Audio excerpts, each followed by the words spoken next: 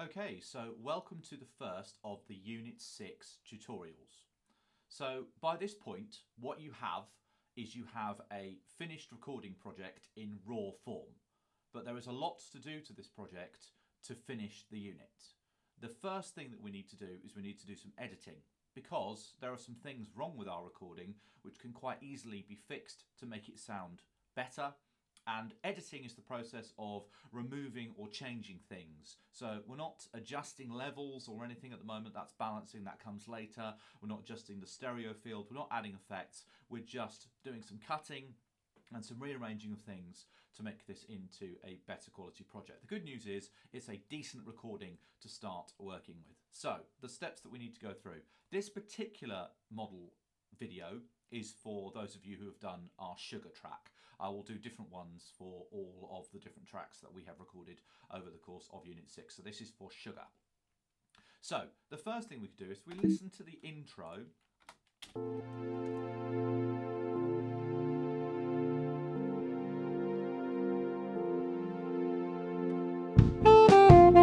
Okay, now if you listen to that really carefully, you can hear that on the sax part there's a bit of clicking and a bit of messing around, which is, I think, just the saxophone player getting ready to do the recording.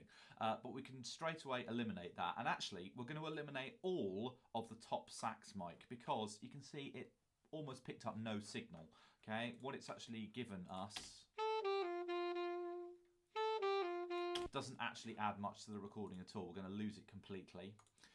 Because having two tracks does make the editing process a bit more complicated. So we're going to go straight to one mic only, because actually this is quite a nice signal.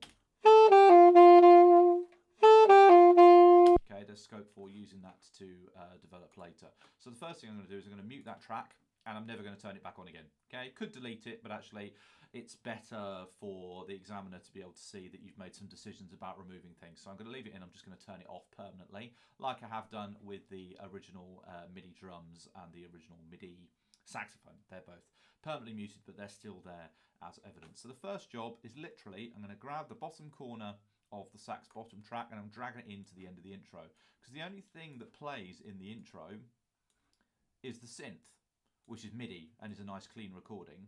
So all we need to do is that. That's interesting. Going to have to keep the beginning of that. Okay, now there's this thing called, what's it called? Oh, task has just dropped straight out of my head. Snapping. There we go.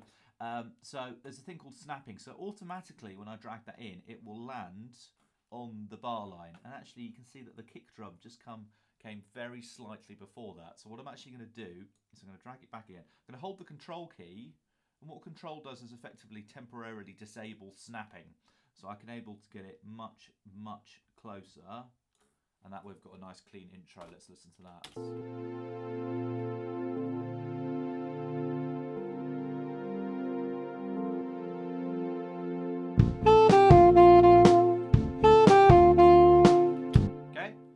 Much better. Okay, so this first verse, we'll concentrate on the saxophone because it's the saxophone that needs the majority of the editing. So let's listen to the first verse and chorus.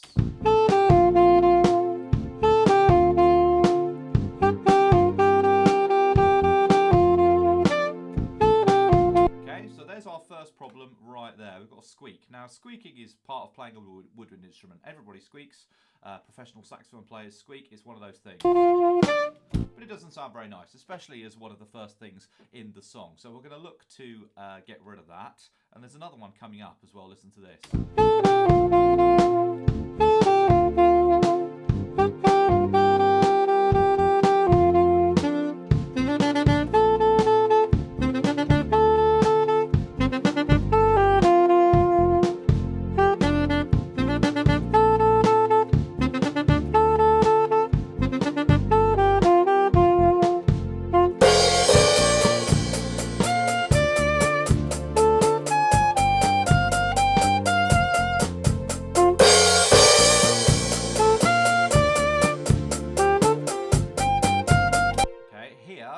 Top note was missed by the saxophone player, so we've got a problem there. Now, these aren't MIDI instruments, so we can't just chonk into the editor and change them and add them, or we could have re-recorded them, or we could have done a punch-in recording where we just record a little bit. But actually, because of the way the song is laid out, the song is quite repetitive.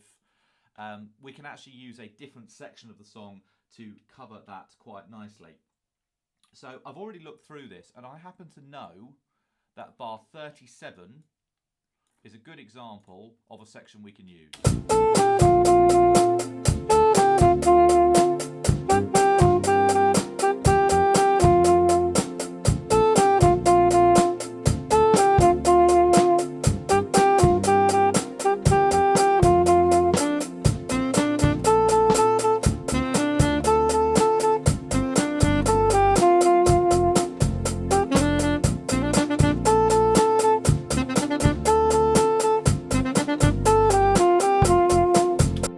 Second verse will make a good first verse. So what I'm going to do is I'm going to cut that out. So I'm going to put my playhead on bar 37 by clicking in the ruler. I'm going to make sure I've got the sax track selected as well. I'm going to trim with Windows T. Okay, I'm going to put a cut in there. Okay, and I'm going to go all the way up to 52. Right, now that's actually going to take the beginning of the chorus as well, but that's fine. We can sort that out once we've pasted it in. So again, click in the sax track, trim. Right, so this bit here between 37 and 52 is the bit that we're going to want. So I'm going to click in it, right click, copy. Right, then I'm going to go back to where that first verse was. And we can do this because it was all recorded with a click track. Because it was recorded with a click track, we can use these verses. So we're actually going to go up to here. This is the beginning of the chorus, bar 21. So I'm going to place another slice here, or trim here, with Windows T. I'm going to get rid of that original verse. You might say, oh no, where's it gone? Well, we don't need it, okay? So I'm going to put the playhead back on bar 5. I'm going to paste with Windows V. Okay, and now we've got...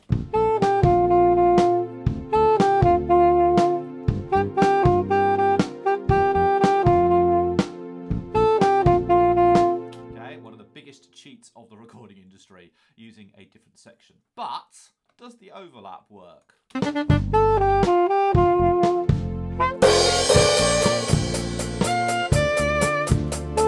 No, because we've already said that the beginning of that chorus is not really very good. So actually, I'm going to use the beginning of the original chorus. The nice thing about this is I can do this really easily. You've got two controls here. We want the bottom one. So I'm clicking on the bottom left-hand corner of the track, and I'm just dragging it back until I'm in the gap, right? And that gets rid of that.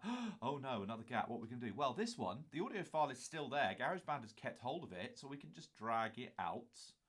And that's editing. Let's have a listen to that.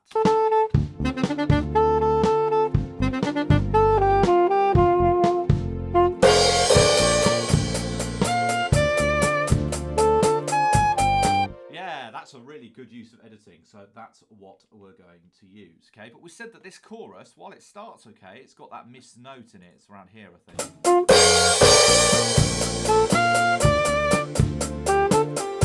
Okay, yeah, so in here, that needs replacing as well. You also need to ignore the fact at the moment that the balance is way off. I mean, these crash cymbals are outrageous. We're going to sort those later. So a little bit uncomfortable to listen to at this stage. You want to keep your volume a little bit lower. So again, I've already looked through, and I know that bar 100 to 104, remember you have exactly the same file, is going to be a good spot for us to use.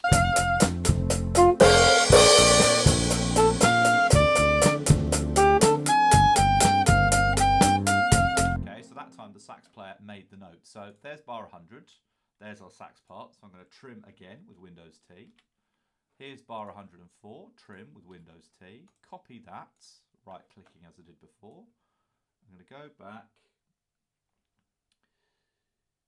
Where's the bit we were just working on? Have I gone too far? Yes, I have. Okay, so here we are.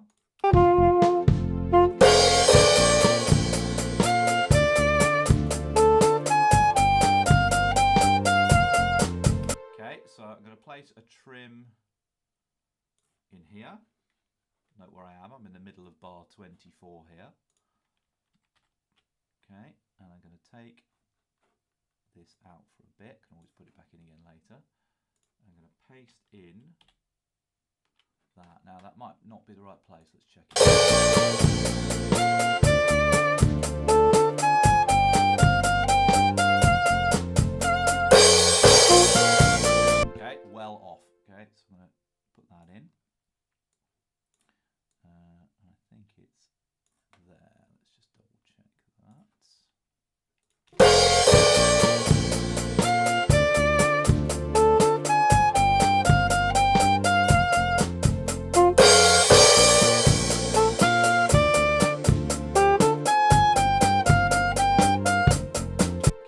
that'll do nicely. So pull out to the next spot and then pull back and the original files, and we've got nice edits.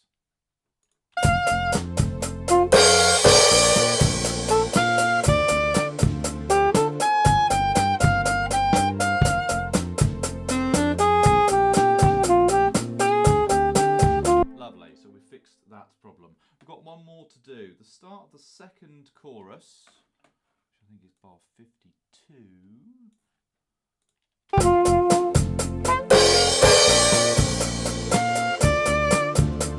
Yep, it is. Okay, we've got a dodgy upbeat here. The sax player misses the beginning. Okay,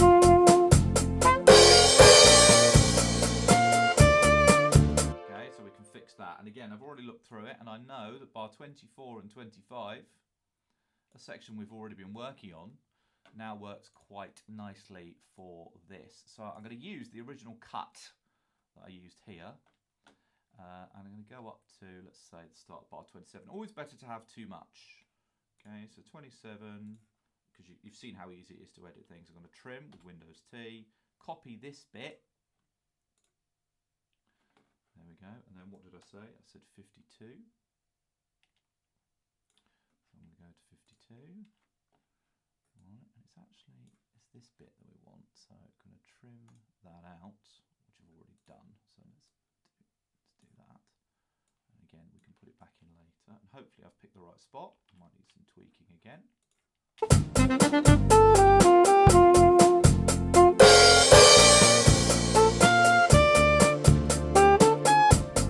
Okay, that looks good to me. Let's see how these fit together.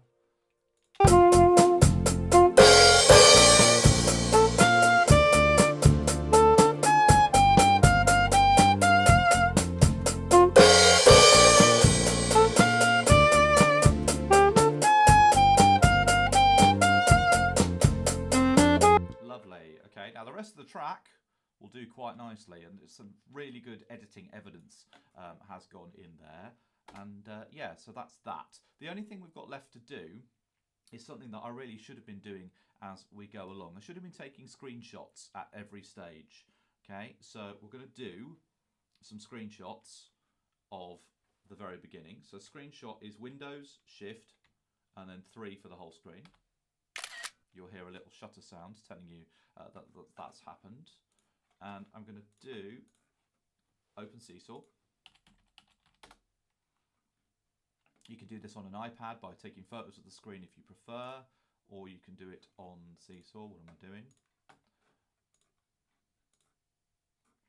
Okay, now to get to your student account on Seesaw, you will need a text code, which changes every 24 hours. So I will give you the new text code. So let's do this in the Model Unit 6, just as an example. Okay, so I'm going to go Post Student Work, Upload. Now the screenshot we just took is on our desktop. So I'm going to chuck that in there, hit the green tick, take a minute to show up. Then I'm going to say exactly what I did. This is me starting editing process. I noticed that there was a lot of unnecessary noise on the intro as the mics had picked up extra sound.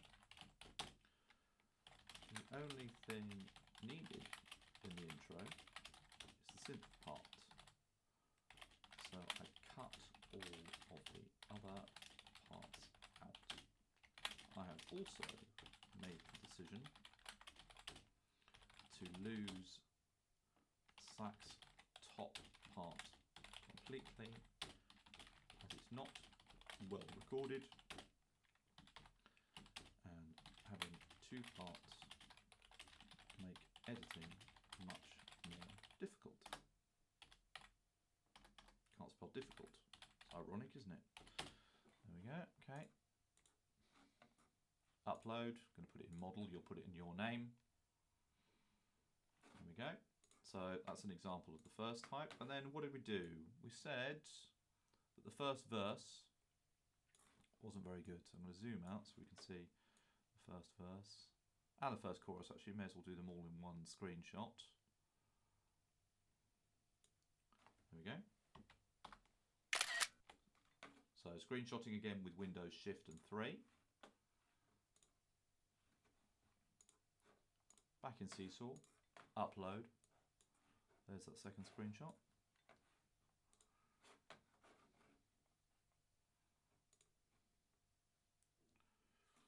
And what you could do if you wanted to, seeing as it's gone on to drawing tool, which is quite handy, is you could actually put some like rings around your edit points. Be much neater than me, or you could draw in arrows or whatever works for you. But again, so what you see, I listened to the first verse and chorus, and there are some bad errors in the sax part. Luckily, the later verse chorus sections are repetitive. Is that how you spell repetitive? Yes, are repetitive, so we can use these to correct the errors.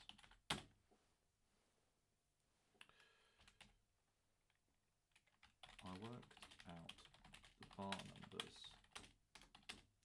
of the different sections. For example,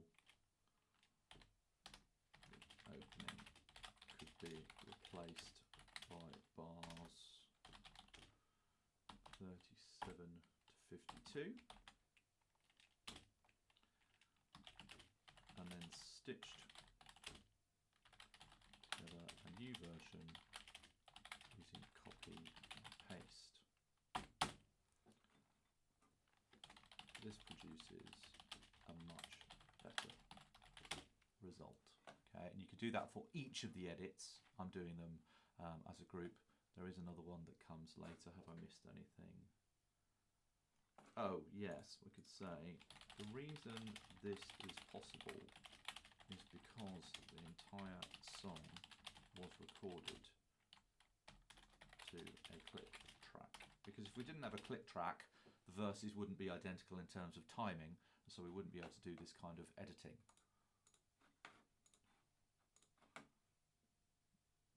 There we go, and we are finished our editing process. I would suggest that you have a few more than 2 screenshots, because you've actually done 4 different edits, so it would be really good to have 4 different screenshots, but I hope you get the idea as to what we're doing from there. I shall see you in part 2, which is going to be talking about the stereo field for sugar.